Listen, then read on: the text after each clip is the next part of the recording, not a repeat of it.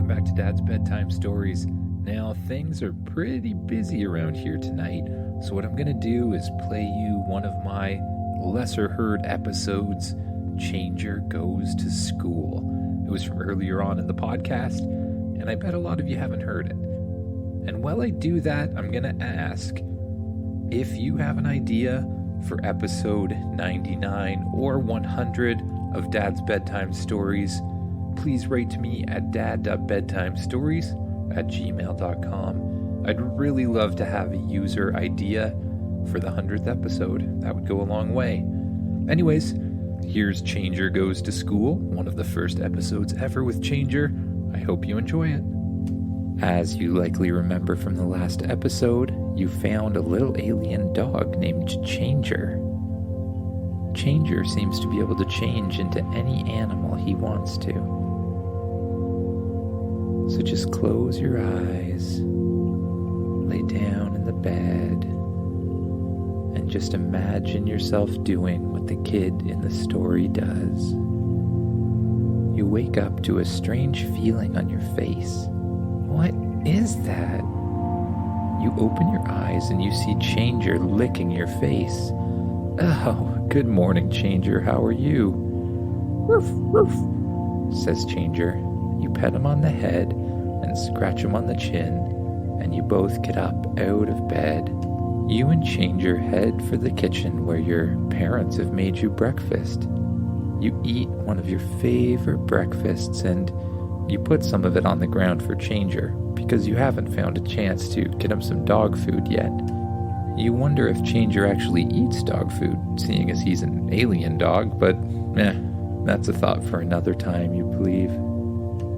After breakfast, you get your school bag and all of the other stuff on that you need for school.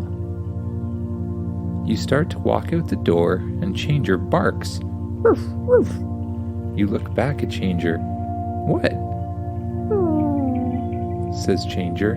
You can't come with me. You're a dog. They don't let dogs in school. Changer suddenly starts to shift. He shrinks and shrinks and shrinks and shrinks until he's a tiny little mouse. Then the tiny little mouse runs up your leg and jumps into your pocket. It peeks its head out. Well, I guess that works, you say. Okay, Changer, you can come. You walk out the door and you head to school. When you arrive at school, you hang out with your friends for a little bit before the school day starts, and then you head into your classroom. The school day starts and your teacher starts droning on and on and on about something, but all you can do is check on Changer. You put him in your hand and look down at him, trying to make sure that nobody else sees.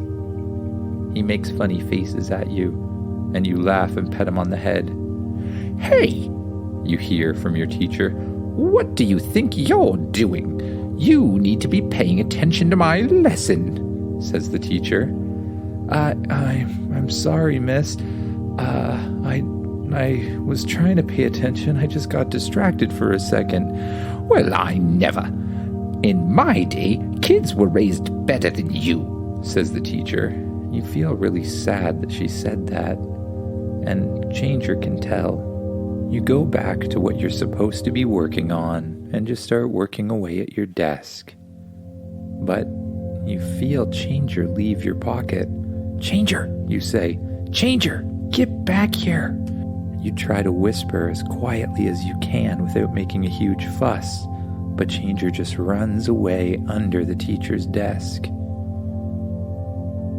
The next thing you know, the teacher looks back at her desk, and standing in the center of it is a giant, incredibly ugly rat.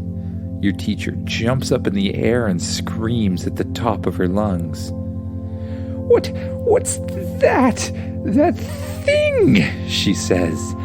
She screams again and runs straight out of the room. All of the children start laughing. The rat jumps down, transforms back into a tiny little mouse, and runs back up your leg and into your pocket without any of the other kids seeing. Before long, the teacher returns with the principal. The principal looks around for a while and says, "I can't see anything. I think you're just imagining things. My school does not have any rats in it. I pride myself on that fact. No rats in my school," he says.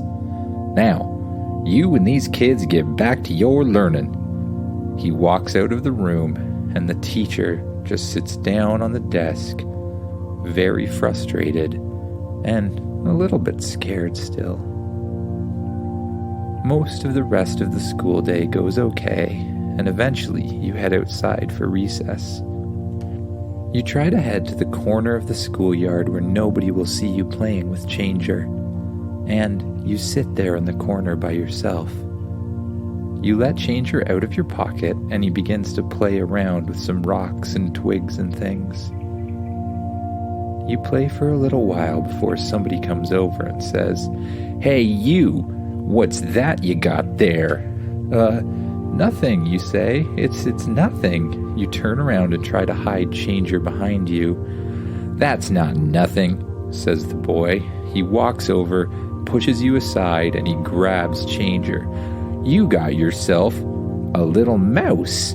You could get in a lot of trouble with playing with a little mouse at recess," the boy says. Well, can you just give that back to me?" "I'm not going to give it back. I'm going to keep it for myself. And what are you going to do about it?" The boy turns away and starts walking. "Come back here," you say. The boy turns around again. "Yeah? What are you going to do?" Well, I just don't think you're going to like what happens if you keep that thing." "Huh? Won't like what happens? What's it going to do to me, this little tiny mouse?" The boy holds the mouse up by the scruff of its neck in the air in front of you. Suddenly, it starts to grow. It grows and grows and grows until it's a huge grizzly bear. The grizzly bear looks at the boy, who immediately lets go and stumbles back, trips over a rock and falls on his bum.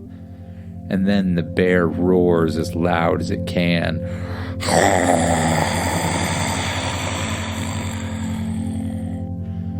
The boy immediately pees his pants.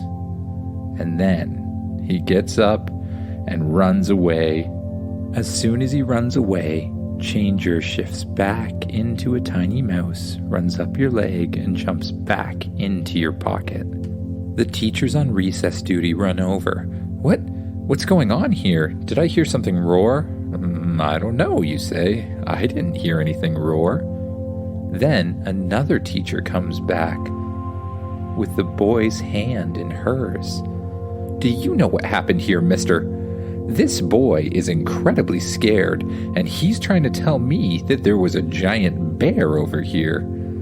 "Well, that seems like a little bit of an unbelievable story," you say. "I think if there was a giant bear over here, I'd know it. I think he's just making up stories because he peed his pants and doesn't want anybody to know," you tell the teacher. "Yeah, that does make sense," says the teacher. She walks away with the boy, presumably to call home and get him some new pants. You go back to playing with Changer. Changer shows you tricks that he can do. He jumps up and does a flip. Then he jumps up, and while he's doing a flip, he transforms back into a puppy dog and spins around in a circle and barks happily. You pet him on the head again and say, "Good boy. Now we gotta get back inside. The bell's about to ring." Changer jumps up in your arms and transforms into a mouse as he does it. He runs back down and hides in your pocket. You head inside and you spend the rest of the class listening and doing your work, and every now and then getting distracted by Changer in your pocket. Before long, the bell rings for the end of the day. You head outside to catch the bus, and just then, Changer jumps out of your pocket and starts running in the other direction. It looks like he's seen something he really wants to chase. Changer, come back! No, we have to get on the bus! You start running after Changer, trying to stop him. But Changer just keeps on running. He runs and runs and runs, and he turns into a big dog as he does so. He heads far away from the school, faster than you can possibly keep up. You give up and sit down at the side of the school and hang your head down low. Changer, I only had you for a short time. After a while, Changer comes back. He barks happily. Changer, you can't do that. We have to make it on the bus, you say. Quick, change back. He shifts back into a little mouse and jumps in your pocket, and you run to get on the bus. But just as you start running, the bus pulls away. Now what am I gonna do? My mother's gonna be so mad if I miss the bus again. Changer, this is all your fault, you say. Changer puts his head down and looks really sad. But then, he looks like he has an idea. He hops out of your pocket and stands in front of you. Then he transforms. He transforms into something that looks like a lion, but with wings. A griffin. Whoa, you think? That's amazing. You run and jump onto the back of the griffin, and he flies up into the sky. With each flap of its wings, it gets higher and higher and higher until you're way up above the school, circling around. He starts to glide over towards your house, but you say, "Can we go for a little more of a ride?" "Rrr," says Changer, and he flaps his wings harder, flying higher and higher into the sky, high up above the clouds. All you can see are the clouds below you and the sun above you. You feel the sun on your face. It's incredibly relaxing. You can feel the wind against your body. And after a while, you decide it's time to go home. Changer flies back around and swoops down towards your house. He lands in the front yard just as your bus pulls away. Nobody sees him though, don't worry. Then he transforms back into the puppy dog version of himself and barks. You run back inside, and your mother says, "Hey, where was that dog today? I thought he disappeared on us." "Oh, don't worry, Mom, I found him outside. Everything's good." "Well," she says, "I got him some dog food." She pours a big bowl of dog food. Changer runs over to it, sniffs it, and gags. Ugh. Maybe Changer doesn't like this dog food. "Well, thanks, Mom," you say. "Changer, come with me." You and Changer go to your bedroom and sit down on the bed. "Spaceship?"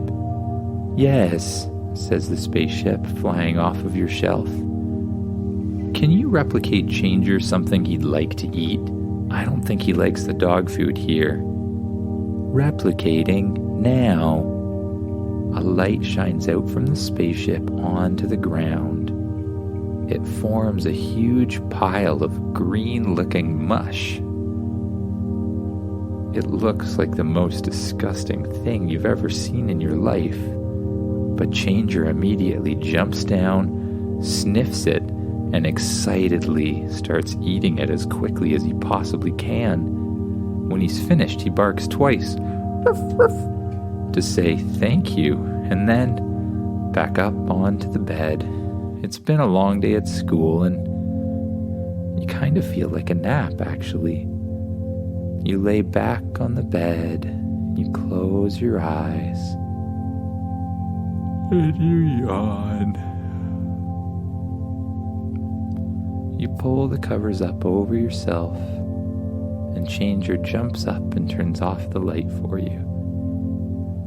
He jumps into your lap, curls up with you, and you just pet him on the head gently as you allow yourself to relax more and more. And before long, you and Changer drift off to sleep.